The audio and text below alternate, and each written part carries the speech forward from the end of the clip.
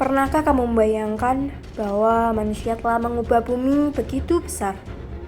Hingga para ilmuwan menyebut kita hidup di era baru. Selamat datang di zaman Antroposen, zaman manusia. Kebakaran masih terjadi di kawasan hutan lereng Gunung Arjuna. Polusi udara di kota Depok, Jawa Barat tertinggi pada hari ini, jauh melewati DKI Jakarta. Hujan deras yang mengguyur Trenggalek selama beberapa jam mengakibatkan banjir bandang. 90% karang bercabang dan 50% karang batu mengalami pemutihan. Zaman Antroposen adalah zaman di mana aktivitas manusia memberi dampak besar terhadap sistem bumi. Sejak revolusi industri, kita membangun peradaban yang luar biasa. Namun di balik kemajuan itu, kita meninggalkan jejak. Emisi karbon yang memanaskan iklim, deforestasi besar-besaran, pencemaran tanah dan air, hingga punahnya ribuan spesies dalam waktu singkat. Aktivitas manusia telah mengubah wajah bumi. Lautan yang penuh akan sampah, gundulnya hutan, hingga padatnya perkotaan yang menyebabkan polusi udara dan suara.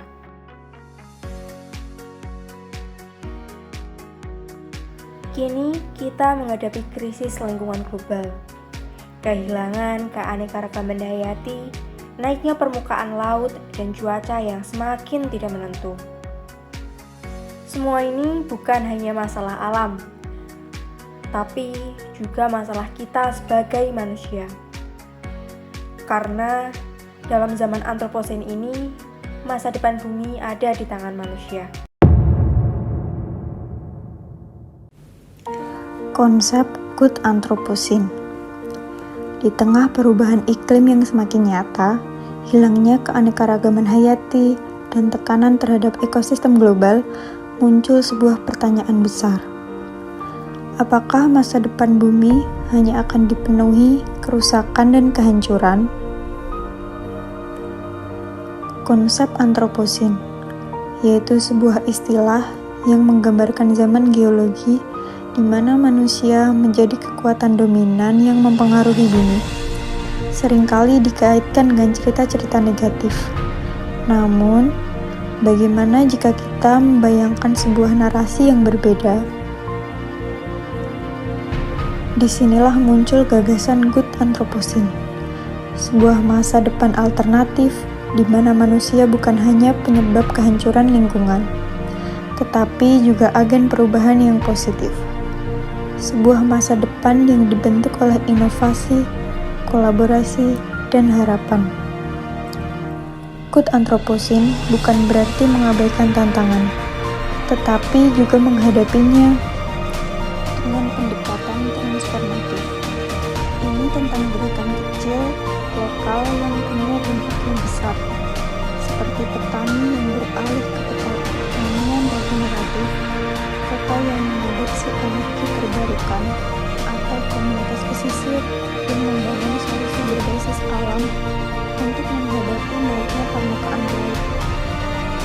Di berbagai penjuru dunia, kita juga bisa melihat benih-benih masa depan ini tumbuh. Proyek restorasi hutan, teknologi bersih, pendidikan lingkungan, hingga budaya hidup berkelanjutan, semuanya adalah contoh dari Seeds of a Good Anthropocene.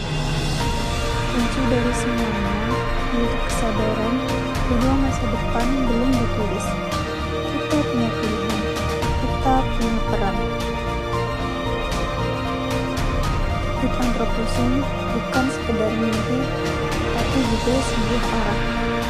Dengan ilmu pengetahuan, empati, dan aksi kolektif, kita bisa menciptakan dunia yang lebih adil, lestari, dan penuh harapan. Karena bumi ini bukan warisan dari nenek moyang kita, tetapi merupakan pinjaman dari anak cucu kita nanti. Selanjutnya, makna dari seeds dalam Good Anthropocene. Seeds atau benih-benih masa depan yang baik adalah ide, eksperimen, atau praktik lokal yang telah terbukti membawa dampak positif dan berpotensi untuk diperbesar skalanya. Dengan mengidentifikasi, mempelajari, dan memperluas inisiatif-inisiatif ini, kita dapat membangun masa depan yang lebih adil, lestari, dan sejahtera bagi manusia dan alam. Bright Spots atau Seeds of a Good Anthropocene adalah inisiatif nyata yang membawa perubahan positif menuju masa depan yang lebih baik, adil, dan berkelanjutan. Inisiatif-inisiatif ini seringkali berawal dari ide atau eksperimen lokal yang berhasil memecahkan masalah sosial ekologis di komunitasnya dan berpotensi untuk diperluas atau direplikasi di tempat lain. Berikut merupakan beberapa contoh nyata dari Seeds of a Good Anthropocene. Yang pertama ada pertanian regeneratif. Pertanian regeneratif adalah pendekatan pertanian yang tidak hanya berfokus pada produksi pangan, tetapi juga memulihkan kesehatan tanah, menghemat air, dan menjaga keanekaragaman hayati. Praktik seperti penggunaan biochar, pemanfaatan mikroba tanah, dan teknik pertanian organik mampu meningkatkan daya serap karbon tanah, memperbaiki hasil panen, serta memperkuat ketahanan pangan. Inovasi seperti biofertilizer di Indonesia telah menunjukkan hasil nyata dalam meningkatkan produktivitas lahan terdegradasi hingga 79%. Yang kedua ada energi terbarukan skala komunitas. Contoh nyata energi terbarukan berbasis komunitas dapat ditemukan di Desa Andung Biru, Probolinggo dengan pembangkit listrik tenaga mikrohidro atau PLTMH. PLTMH ini dikelola bersama oleh kelompok masyarakat lokal, dimulai dari ide seorang warga, melibatkan berbagai aktor dan terbukti berkelanjutan sejak 1993. Keberhasilan ini menunjukkan bahwa pengelolaan energi terbarukan dapat memberikan manfaat nyata bagi masyarakat, seperti akses listrik yang lebih adil dan perubahan kondisi sosial ekonomi desa. Yang ketiga ada restorasi ekosistem. Restorasi ekosistem adalah upaya memulihkan landscape yang terdegradasi, menjaga keberlanjutan biodiversitas, dan mengurangi emisi karbon. Indonesia telah menunjukkan kemajuan dalam restorasi gambut dan mangrove, melibatkan masyarakat lokal dan sektor swasta. Restorasi ekosistem juga membuka peluang model bisnis inovatif yang menguntungkan secara finansial bagi masyarakat, sehingga partisipasi mereka semakin meningkat. Yang terakhir adalah kota ramah lingkungan dan berkelanjutan. Pembangunan Ibu Kota Negara atau IKN Nusantara di Kalimantan Timur menjadi contoh upaya membangun kota cerdas yang hijau. IKN dirancang untuk mengandalkan energi terbarukan, memperluas ruang hijau, dan menciptakan lapangan kerja ramah lingkungan atau green jobs.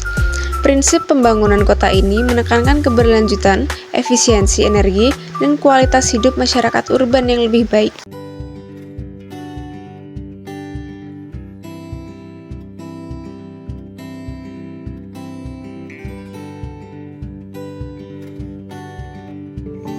Kita sering dengar dunia sedang berubah.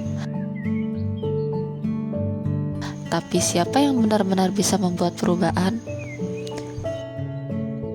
Jawabannya adalah kita semua.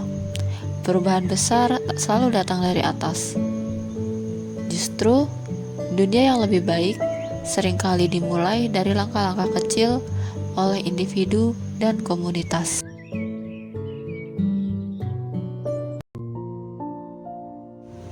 Di era Good Anthropocene, kita diajak untuk melihat masa depan dengan harapan. Bukan berarti mengabaikan krisis, tapi percaya bahwa kita punya kekuatan untuk membentuk dunia yang lebih baik. Peran individu dan komunitas menjadi sangat penting. Dari pertanian kota, energi terbarukan skala kecil, hingga gerakan Zero Waste, semua lahir dari semangat gotong royong dan kreativitas warga.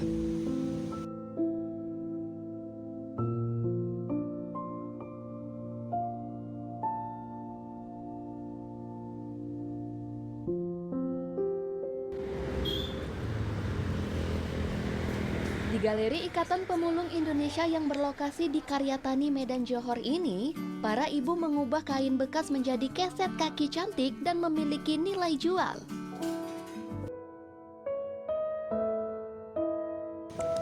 Inovasi tidak harus datang dari laboratorium atau parlemen. Inovasi bisa muncul dari dapur rumah, dari komunitas lokal, dari anak-anak muda yang peduli. Ketika kita terlibat, perubahan terasa lebih nyata. Dan ketika dilakukan bersama-sama, dampaknya bisa luar biasa besar.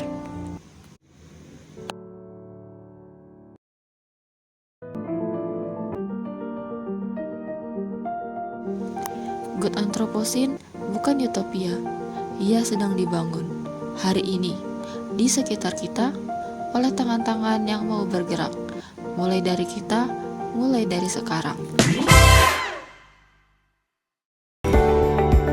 Upaya yang dapat diterapkan oleh kita generasi muda untuk menjaga keselamatan bumi, yakni dapat dimulai dengan pertama, menggunakan sepeda untuk berkegiatan sebagai upaya mengurangi polusi udara.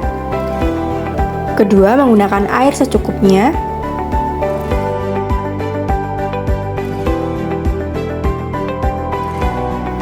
Ketiga, membuang sampah pada tempatnya. Dan keempat, menjaga kebersihan lingkungan. Hari ini, kita hidup dalam dunia yang penuh tantangan. Krisis iklim, kerusakan lingkungan, ketimpangan sosial, dan ketidakpastian masa depan adalah bagian dari kenyataan yang tak bisa kita tolak. Ini bukan sekedar narasi pesimis, ini merupakan sebuah fakta, dan kita tidak sedang memalingkan wajah darinya.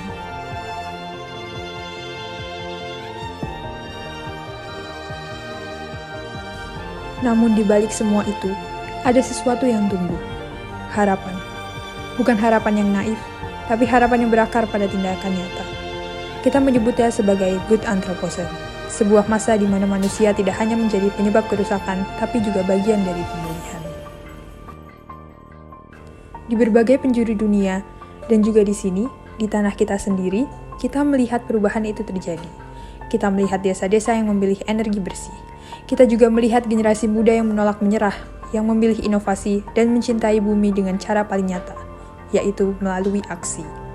Kita melihat solidaritas ketika komunitas saling jaga di tengah kritis. Dan kita tahu, setiap langkah kecil itu jika dilakukan bersama bisa menciptakan gelombang besar, yaitu sebuah perubahan.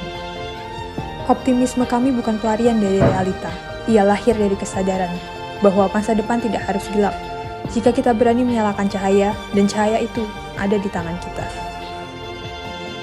Hari ini, kita memilih untuk tidak tinggal diam. Kita memilih untuk bergerak. Bersama, kita bisa menulis babak baru di mana manusia menjadi bagian dari solusi. Bukan untuk sekedar bertahan hidup, tapi untuk hidup dengan lebih baik, lebih adil, dan lebih selaras.